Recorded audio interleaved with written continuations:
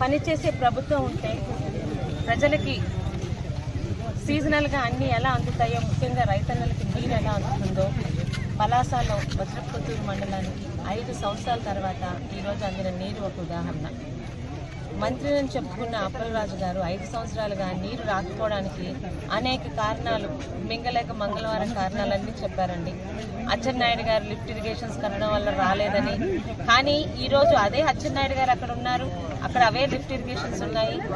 ప్రభుత్వం ఏర్పడిన నెల రోజుల లోపల పలాసకి ముఖ్యంగా వజ్రపుత్తూరుకి నీరు అందించగలిగామంటే అది చంద్రబాబు నాయుడు గారి తాలూకా ప్రతిభ, అచ్చెన్నాయుడు గారి సహకారం. ముఖ్యంగా 5 సంవత్సరాలు ఆ ప్రభుత్వంలోని పని చేయలేక ఈరోజు ప్రభుత్వం వచ్చాక చకచకా పనులు ముగించిన వంశధార అధికారులకి, ముఖ్యంగా మా పలాస నియోజకవర్గం తరఫున మా రైతన్నలందరి తరఫున వాళ్ళందరికీ పేరు మీద ధన్యవాదాలు తెలుపుకుంటున్నాను.